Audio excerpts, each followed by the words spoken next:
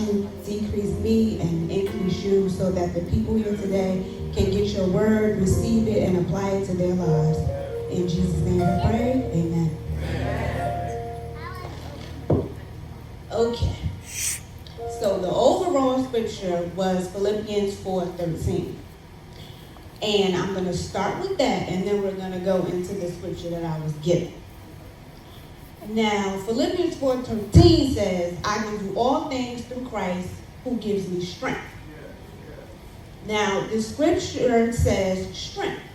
So when you first hear strength, you think strong. So I said, let me go to the dictionary and see what this says.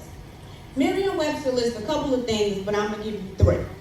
It says the quality or state of being strong, the capacity for exertion or endurance.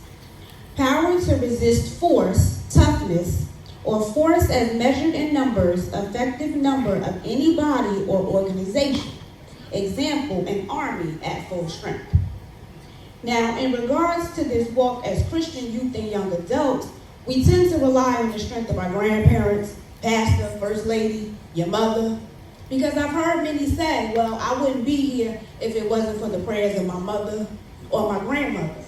But I'm going to add a subtopic to that. You have to add a little bit more weight. So for the youth, I know some of you may play sports, you may exercise. So we're going to take that and apply it to God. So when you first started exercising in, say, September, you were only able to lift 5 pounds. But you knew in order to be greater, in order to be stronger, you had to do a little bit more. So you had to add a little weight. So next week, you added 5 more. And then you added 5 more. And now, you've become the strongest that you have been. But little did you know, God was right there as the spot. Some of y'all may not know what that means.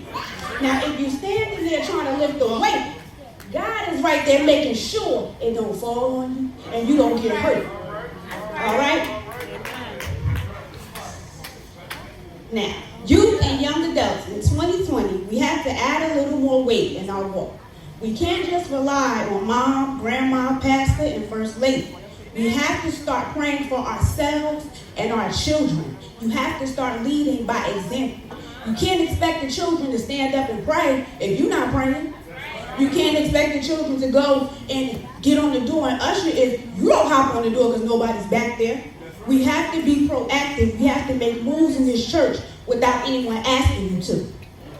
You know God is with you because he will never leave you nor forsake you. But you have to start using this manual he gave us called the Bible to deal with the attacks the devil may send your way. In 2019, you made it. You here.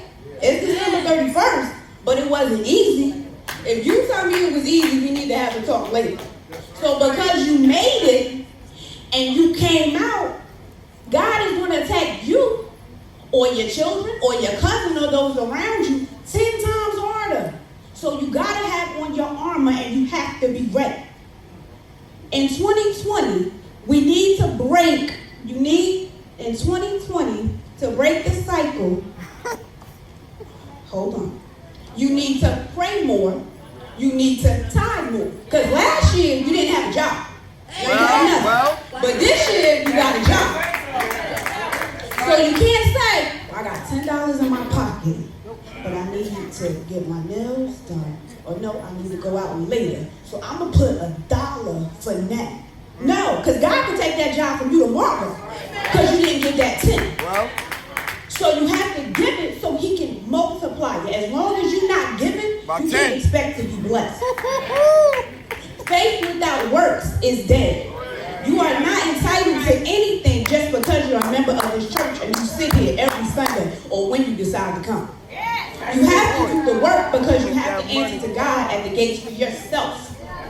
God is giving us the strength we need, and we have been given the tools by the elders of this church on how to operate in decency and order. We have to do it consistently in 2020. Now, the second scripture, the original scripture, was 1 Corinthians 16, 13 through 14. It says, be on guard, stand firm in the faith, be courageous, be strong, and do everything in love. Now, we have to understand that God has placed us in certain positions in the church, at work, and in the community for a reason. We must always be on guard and have on the armor of God. Our parents have prayed and cried many nights for us.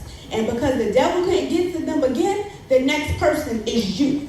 We have to stand firm in the word, and that may mean taking out a minute of your day to pray. Ask God to give you a word because somebody done offended you. So before you let that light dim and you cuss them out, you might need to take a minute and go pray and ask for the word and then approach them appropriately. You may have to walk away from a group of people gossiping when you would normally join in. Be courageous and strong in knowing that God will get you through anything. We have to do everything in love and cannot walk around this church with attitudes. If you're asked to do something, like Brad said on Sunday, just do it. Stop holding grudges with others and forgive. God forgives us over and over. So why can't you forgive Sister So-and-so because she sat where you normally sit? Or because somebody didn't give you the solo? Or because somebody didn't pick you up on time? You have to do what you have to do to get to where you want to go. We have to love one another as God loves us. In closing, we have been through a lot in 2019. And going into 2020, we have to add a little more weight and increase how we live and act according to his word. Thank you.